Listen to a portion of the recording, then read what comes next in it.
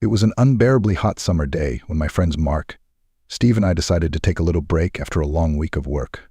As usual, we were in town, but the oppressive heat had us looking for a cooler place to stay. That's when I remembered about my mother-in-law's cottage, a cozy house a few minutes away from the city, immersed in the greenery of an old garden. I had the keys, and Elaine rarely visited the house, usually only on weekends to tend to her favorite flowers. The idea of seclusion there seemed perfect, and the boys agreed without much persuasion after hearing about the shade and tranquility of the garden. "Let's go to my mother-in-law's house," I suggested. They hesitated for a moment, exchanging curious glances, but soon nodded amicably. Half an hour later, we were already driving along dusty country roads, enjoying the change of scenery. When we arrived, we sat on the veranda, where a faint breeze provided a respite from the oppressive heat. Drinks and light snacks kept our spirits up, and laughter filled the air as we joked and reminisced about past adventures.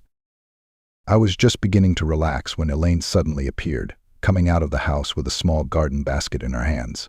She looked startled, but quickly pulled herself together. "Andrew, why didn't you warn me?" she asked with a slight reproach in her voice, but with a warm smile. I started to apologize, explaining that it was a last-minute decision, but she waved it away with a dismissive gesture. "It's okay," she said. "I was just about to weed the beds. Sit down and enjoy."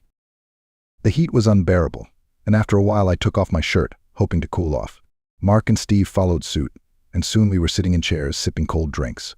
Elaine bowed out and disappeared into the house. When she returned, she had changed into a light summer dress that fit her in a most flattering way. In her 48 years, she looked wonderful, trim, slender, with a timeless sparkle in her eyes.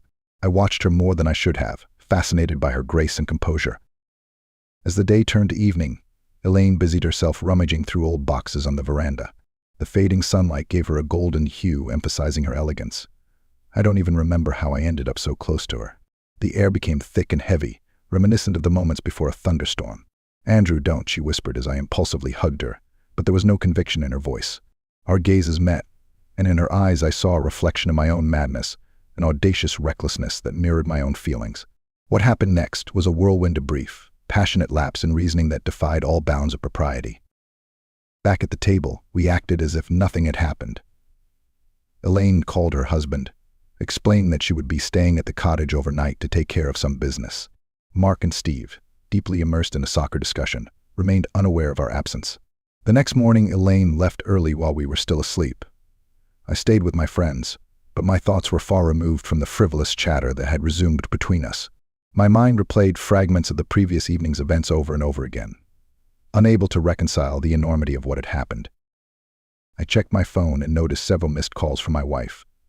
A wave of guilt swept over me, but it was quickly replaced by confusion. I had no idea what to do or how to move forward. A week later, Elaine and I crossed paths again at a family dinner. The atmosphere was filled with unspoken tension. She avoided looking in my direction, her demeanor reserved and detached, while I couldn't take my eyes off her. My wife chatted about work, my father-in-law chatted about politics, but Elaine and I sat in stifling silence, weighed down by the weight of our shared secret. When I went outside for a smoke, memories of that evening came flooding back with startling clarity. To my surprise, I realized that I felt no regret. This startling revelation brought a strange sense of calm, even though the consequences of my act were enormous. A month later, Elaine sold the cottage.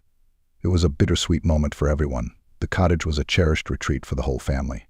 For me, however, it meant the end of an era, the final end of a chapter that had begun on that fateful summer evening.